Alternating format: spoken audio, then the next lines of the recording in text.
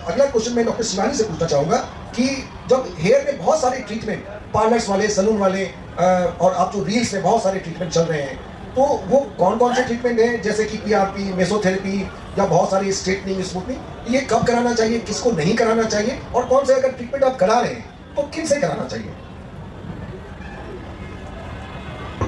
अगला नमस्कार, मैं डॉक्टर शिवानी शेखर हूँ। जैसा कि ऑलरेडी डॉक्टर धीरज सर ने बखूबी बताया कि बहुत सारे ऐसे थेरेपीज़ हैं जो आप ले सकते हैं।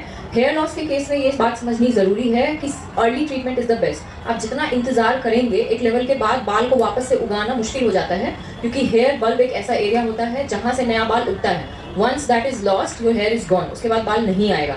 इसके लिए जब आपको हेयर लॉस होना शुरू हुआ है तो आप समुचित इलाज कराइए। बहुत सारे पेशेंट्स हम लोग के पास आते हैं जिन्हें हम थेरेपी सजेस्ट करते हैं और वो बोलते हैं नहीं नहीं डॉक्टर साहब प्लीज़ दवाई दीजिए, दवाई से ही हम ट्राई करेंगे। बट ऐसा नहीं करिए, क्योंकि there are rates of losses. जब एंड्रोजेनेटिक एलोपेशिया होता है जो कि मेल्स में होता है, और फीमेल पैटर्न हेयर लॉस जो कि फीमेल्स में होता है, वो जब स्टार्ट होता है तो अलग अलग ग्रेड्स का होता है। और जब वो एडवांस स्टेज में पहुंच चुका होता है, बहुत सारे बाल जा चुके होते हैं, तो सिर्फ आप मेडिकल ट्रीटमेंट से चाहिएगा कि उसमें अच्छा रिजल्ट आ जाए तो ये पॉसिबल नहीं है।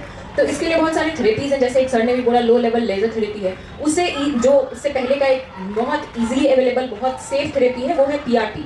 पीआरपी में क्या किया जाता है कि आपके ही ब्लड को एक्सट्रैक्ट किया जाता है, 10 ml ब्लड लिया जाता है, उसको हम लोग सेंट्रीफ्यूज करके उसमें से प्लाज्मा निकालते हैं। वही प्लाज्मा जो डिफरेंट टाइप के लैब्स में बहुत सारे टेस्ट्स करने के लिए यूज़ किया जाता है। अब उस प्लाज्मा में क्या होता है, प्लेटलेट्स रहते हैं, और प्लेटलेट के अंदर बहुत सारा ग्रोथ फैक्टर रहता है जो कि बाल को उगने में हेल्प करता है। चूंकि ब्लड हम आपका ही निकालते हैं और आपको ही इंजेक्ट करते हैं, तो it is a very safe therapy. इसमें कोई भी रिएक्शन होने के चांसेस बहुत ही कम होते हैं, इसलिए you can easily go for it. और ये बहुत सारे केसेस में देखा गया है कि अच्छा रिजल्ट प्रोड्यूस करता है मेडिकल थेरेपी के साथ। साथ ही साथ जैसे सर ने बोला लो लेवल लेजर थेरेपी होता है, जिसमें हम इंफ्रारेड रेडिएशन बाल में देते हैं, जो कि स्टिमुलेट करता है हेयर के ग्रोथ को। इसके अलावा आजकल बहुत सारे नई थेरेपियाँ हैं, जिसमें मीजोथेरेपी होता है। मीजोथेरेपी में जीएफसी होता है, ग्रोथ फैक्टर कॉन्सेंट्रेट होता है, जो कि यही चीज़ है, मेनली बाल को स्टिमुलेट करने के लिए हम लोग कुछ कुछ केमिकल्स डर्मिस के लेवल पे इंजेक्ट कर देते हैं, जिससे कि हेयर ग्रोथ बढ़ता है।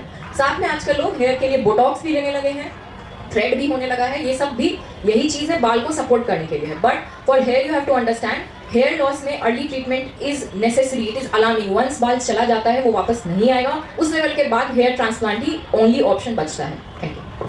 बहुत खूब डॉक्टर शिवानी ने बहुत ही सरलता से बताया कि बाल अगर एक बार चला जाएगा तो वो वापस नहीं आएगा। क्यों? हम लोग बोलते हैं बाल की रोपनी और धान की रोपनी।